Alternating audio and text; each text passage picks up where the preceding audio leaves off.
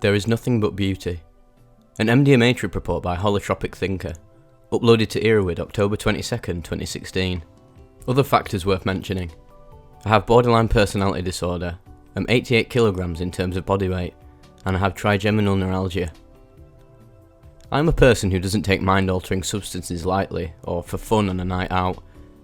I use them responsibly in a safe setting, to observe and examine the effects meticulously, with a goal of discovering what information I can extract from just about anything.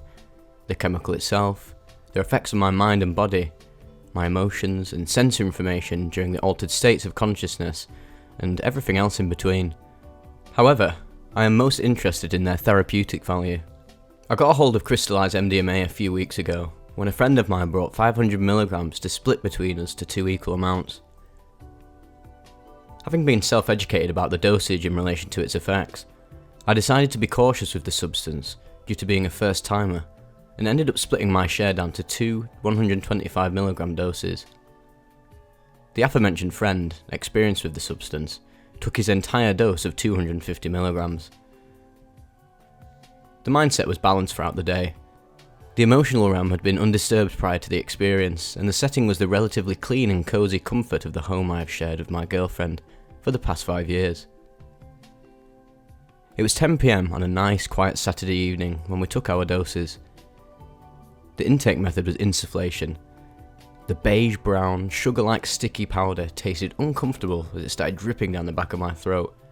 The taste was a bit metallic, like a bitter and more synthetic version of brown sugar, with a pronounced dimension of a cough syrupy bite. After the insufflation process, the both of us went straight outside to the balcony for a cigarette. I've been a regular smoker since the age of 16, 10 to 15 cigarettes a day, strong blend, and during smoking, the effects started building up rapidly. Within 2 minutes of intake, the bodily effects had hit with full force. The mind was adapting to the alteration of consciousness in the way not unlike somatization, because the process was extremely fast. The bodily sensations of transcending was severe, causing great disturbance in tactile perception of your body weight, coordination, motor skills and eyesight. It was almost a bit too much to handle. Very little effects, however, were initially observed from the mind's point of view. 10:07 PM. We come out from the balcony and I was still somewhat in the process of transcending, because entering to the kitchen felt like going to a new house for the first time. This is when I first started observing the full extent of the effects, as I remember being extremely fascinated by the feel of the room, almost as if it was an entity of its own. My girlfriend was cooking food, smiling happily and asking about what's going on in my head. I answered that apart from physically feeling relatively nauseous, I'm feeling severely disoriented with all the sensations I was experiencing, much like going for an exploration process into uncharted territory with no map. Only that the uncharted territory was this new notion of how my consciousness handles the full range of my emotional realm. Very quickly, at around 10:15 PM, this friend of mine made a decision to leave the apartment to meet a friend of his, but wanted us to group hug before leaving. As soon as we touched each other's bodies in a purely platonic fashion, I felt I had been given the key to decipher what I was going through.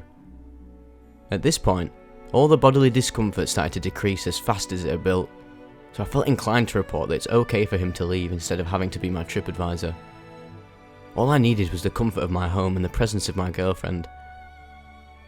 Within 1 minute, all body load was completely gone and absolute cognitive clarity took its place. Me and my girlfriend have had a very rough, very long, and extremely consuming patch in the past with a variety of difficult and even unresolved issues, but love has always appeared to prevail and we've never been able to split up. There'd been times when I had contemplated and planned suicide, and had started even organising the future of my life towards that goal. I'd never been able to pinpoint the exact feeling I've had that has hindered this plan by pushing it perpetually further in the future.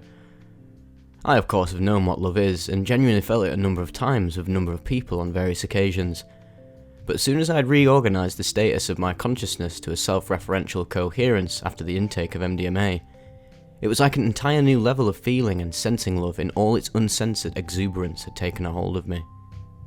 This new form of feeling made me completely awestruck. Felt like I was a 5-year-old discovering a new, wonderful thing in nature, and having nothing but a sheer, uninhibited sense of wonder towards that phenomenon. The emotion was so powerful in depth and permeating all layers of what I had previously known that, in contrast to this discovery, everything outside that feeling felt almost meaningless. Being bombarded with the all-encompassing nature of this discovery, all I could speak to my girlfriend was that there is nothing but beauty, and this is something else I've never experienced, for almost half an hour. I was completely blown away by the beauty that eluded all previously known sensory perceptions, and completely engaged in the experience with no ability whatsoever to escape the effects of the substance. During those 30 minutes, the sensation transformed into a whole new version of love and affection unlike I remember to have ever experienced.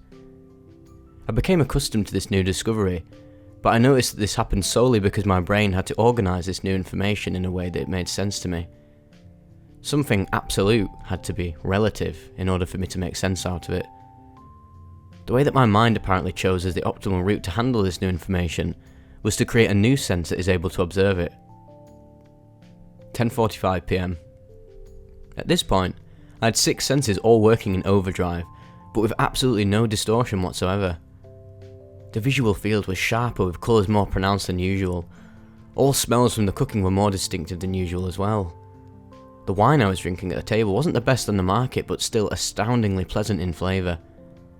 The music coming from the living room, Helios, Iniqua album, felt like it was a universe of its own, and all tactile information was felt directly in my veins. It's a bit more difficult to explain the sixth sense, but I would address it this way. I sense that my girlfriend has an aura, almost tangible in appearance, that draws me in its vicinity with almost maximum force. It was a bit like an electromagnetic force field that pulls objects to orbit around it. Because of the power I felt around that aura, I felt reluctant to even go to the bathroom for my business. I've experienced heightened sensory perception earlier with various strains of cannabis, and to some extent, with little amounts of psilocin, but this was something different.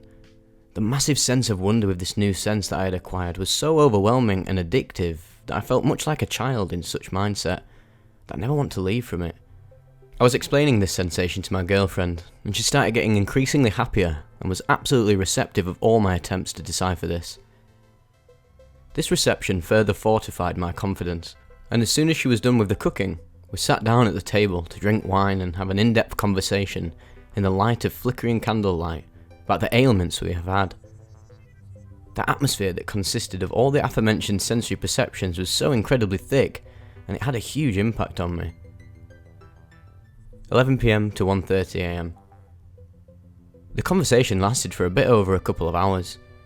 We consumed 2 bottles of wine, and I had a couple of cigarettes during that time, but at any time I did not feel even slightly inebriated. Sometimes when I watched into my girlfriend's eyes during a reoccurring ephemeral silent moment, I could feel getting more sucked into the effects of the drug. Sensory information became increasingly vivid every time in each of the 6 senses. During this time, I became more tangibly aware of myself, who I truly am and what I truly feel, and that every layer I have constructed on top of another during my entire life is a filter placed to cope with all the cultural baggage that is imposed upon everybody. Upon realising this, I didn't feel particularly sad. I just hoped every single human being would be able to distinguish this and let anything like this impact their lives as little as possible. Everybody deserves to be loved the way they truly are, with no reference points from a cultural perspective. We are all pure from the heart, but cultural societies bury these qualities and pile too much rules and restrictions that directly manipulate individuals' perception of themselves. This became palpably evident to me, and ultimately I considered this piece of information as my profound lesson of this excursion. At 1:30 AM, me and my girlfriend started having sensual sex before she started sleeping. Sometime after this, I started shifting back to the normal state of experiencing my environment, and began to carefully analyse the experience, making formal notes for this report. I was enthused about the positive experience, and grateful about everything that I had felt during the experience.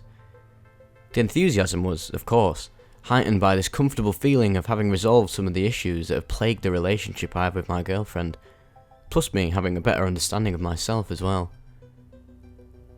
I still experienced great warmth due to the sensation of love, but the sensation started diminishing slowly, but relatively noticeably. I wasn't exactly bothered by that at the time, since I knew that the love itself is not going away, It's just getting more and more abstract, and I will still be able to summon this experience whenever I so desire, with a large array of methods that don't involve any aid from the substance itself. All in all, I felt grateful for the experience, and accepted fully that it is now coming to an end. I still felt unwilling to go to sleep though, so I rolled a small joint to calm me down. By 3 AM, I was sleeping. The following day, the serotonin levels had completely plummeted. I woke up at 9 AM to drink water and I couldn't get a firm grip of my consciousness. Much like during hangover, but without the headache and tremors and with further cognitive impairment.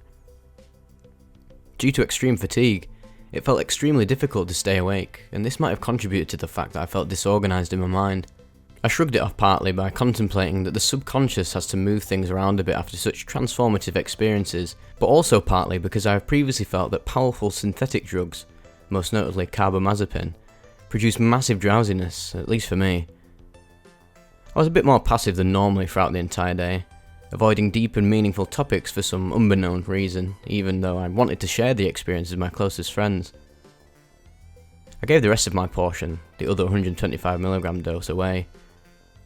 After 3 days of gradual recuperation in the aforementioned areas, I was fully back to my normal state in terms of vigour, awareness, cognitive skills, and consciousness. The afterglow started from this point on as well. Shulgin rating scale. T plus 2 minutes, plus T plus 15 minutes to T plus 60 minutes, a strong plus plus plus. T plus 60 minutes to T plus 210 minutes, a strong plus plus. Overall feeling, T plus 15 days. More conscientious, more engaged, less passive, more positive. Afterglow magnitude, 0 to 10, 5. Drug dependency, physiological, 0. Psychological, 0. In summary, the information, based on the memories I have of this experience, has enhanced my consciousness moderately. Improvements in self-esteem are noticeable. Feelings of frustration and irritability are mildly increased, but not so much that they manifest in behaviour. Behaviour is driven by compassion and acceptance a bit more than before. Propensity towards disappointment not increased. Tolerance of boredom increasingly better. Frequency of mood swings and peak points somewhat dropped and their tolerance strongly improved. No noticeable effect to the frequency of trigeminal neuralgia paroxysms. 125mg insufflated is absolutely the largest dose I would try, even in a safe set and setting. I'd much rather take 100mg for this type of experience. It will most likely provide the same insight and experience without going overboard or unmanageable at any time. Therapeutic value comes from the permeating state of wonder and subsequent awe, which is unmistakably profound during the first time use, but will undoubtedly lose its potency and efficacy in short interval use.